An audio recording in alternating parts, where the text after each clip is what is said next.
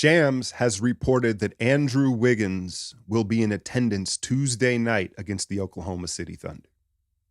Now, not playing, but in attendance. We had heard grumblings in the last couple of days that he is back in the Bay Area, and now he's comfortable enough to attend a game. The other bit of news was he has been away from the team because his father has been dealing with an illness.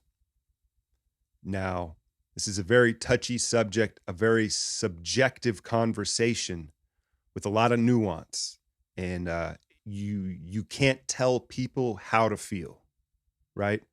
And there's been a lot of reckless speculation about what's been going on. But I'm going to keep it real with you here.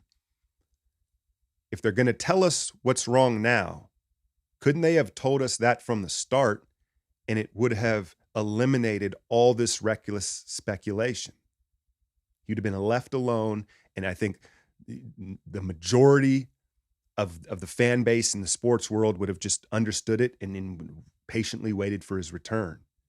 Now, you may say, well, they're a private people, and he wanted his privacy, right? Again, there's no right and wrong. I'm just bringing up, the first thing that came to my mind, and I'm sure a lot of your minds, right? It was like, well, you're going to tell us now?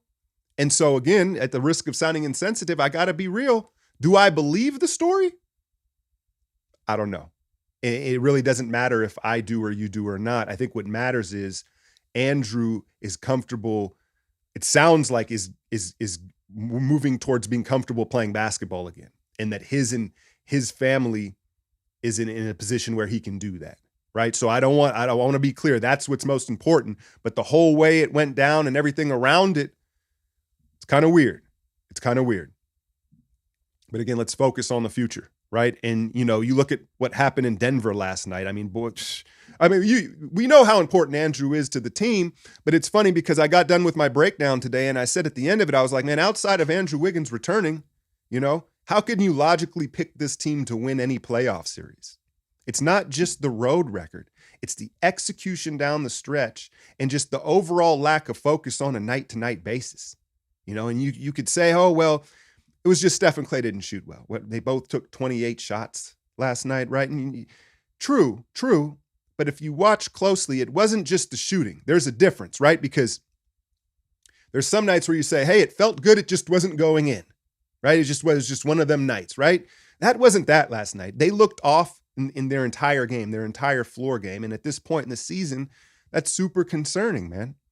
Let me take a second to shout out today's sponsor, Sorare NBA, the future of fantasy sports. And you know what? I have to admit, I stopped playing fantasy basketball years ago because it was just too much of a commitment, honestly. You had to set your lineup every night with the amount of games played, right? And I really like how Sorare has streamlined the process. It's clean, it's precise, and it's still fun, right? It's not that much of a commitment, but you still feel like you're getting things and you can interact every day with it.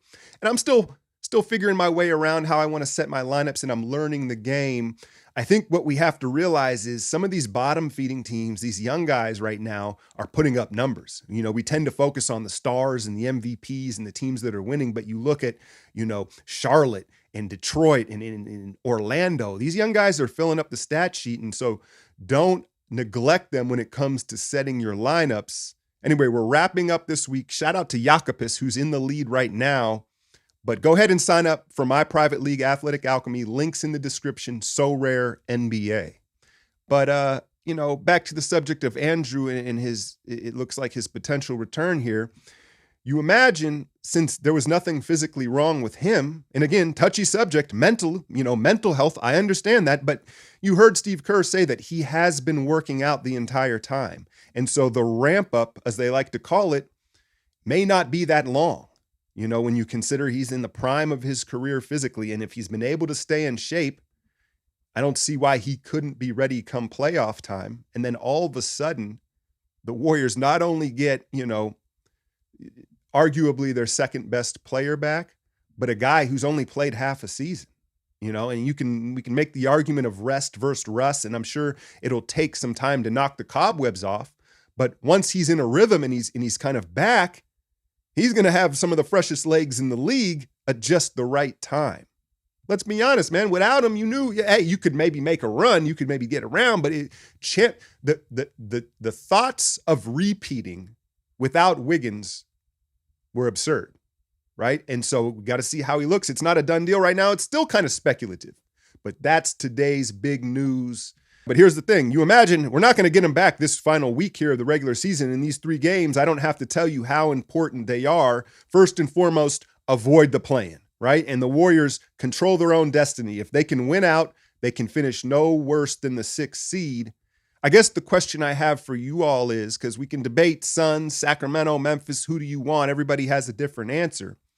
If the Warriors were to have a healthy Andrew Wiggins in the lineup, does that change who you would like to face in this first round? Let me know in the comments. Hit that like, share, and subscribe. I'm out, y'all.